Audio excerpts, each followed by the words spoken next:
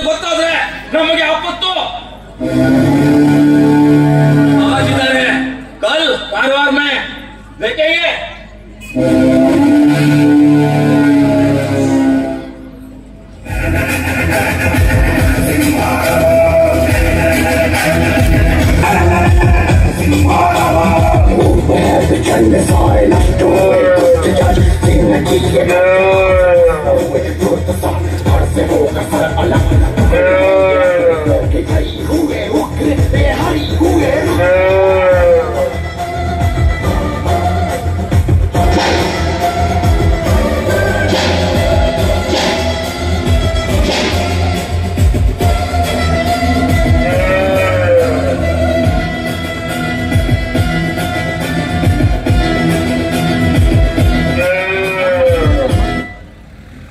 ಭೂಮಿ ಮೇಲೆ ಬಿದ್ದಿರೋ ಹೆಜ್ಜೆ ನೋಡಿದ್ರೆ ಯಾವ ಪ್ರಾಣಿ ಅಂತ ಹೇಳೋರು ನಾವು.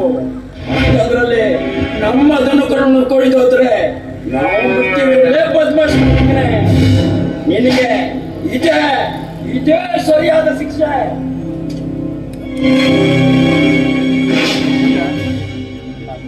ಏನು ನಿಮಗೆ ಹೆಚ್ಚಾಗಿ ಕೇಳಬೇಕ? ಈ ದನಗಳ ಹೇಳ್ಕೊತೀಯೋ ಒಳ್ಳೆ ಬಿಟ್ಟು ಬಂದ್ರೆ ಸರಿ.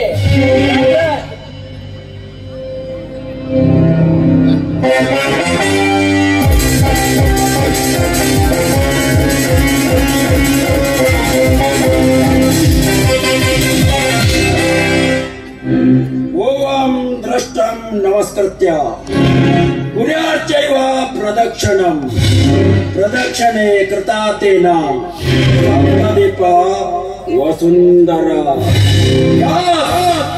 ದಲಿತರಿಗೆ ದೀನಬಂಧುವಾಗಿ ಪಾಪದಿಂದ ಹುಡುಗಿಯರಲ್ಲಿ ಕೆಣಕುವ ನರಭಕ್ಷಕರಿಗೆ ಸಿಂಹಸಮನಾಗಿ ಇಲ್ಲಿರುವ ಗೋಗಳಿಗೆ ಗೋರಕ್ಷಕನಾಗಿ ಸಮಾಜದ ಸೇವೆ ಮಾಡ್ತಾ ಭಕ್ಷಕರ ರಕ್ತ ಹೀರಲು ಜನ್ಮ ತಾಳಿ ಬಂದವನೇ ಈ ಮೇಘರಾಜ.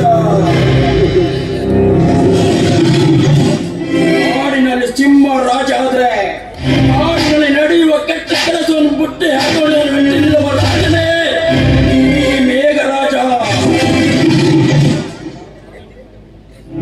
ರುದ್ರಪ್ರತಾಪ್, ಒಂದು ನೀನು ಹಾಗೂ ಬೈರಾಗಿ ಪಾರ್ಟ್ನರ್ಶಿಪ್ ನಡೆಸಿದ್ರು.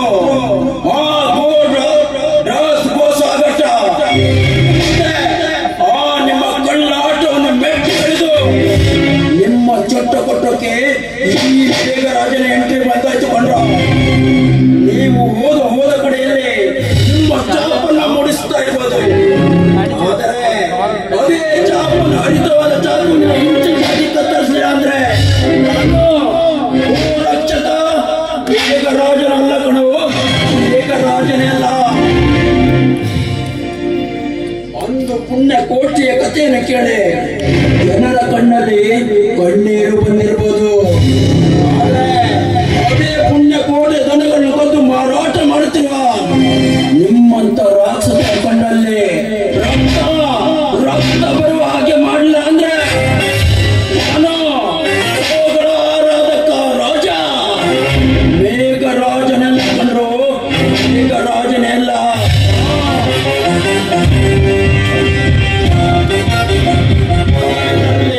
ಕೈ ಮುಗಿದು ಬೇಡವೆ, ನೀವೆಲ್ಲರೂ ಗೋಗಳನ್ನು ಕಾಯುವ ರಕ್ಷಕರಾಗಬೇಕೇ ವಿನಃ ರಕ್ಷಕರು ಎಂದಿಗೂ ಆಗ್ಬೇಡಿ.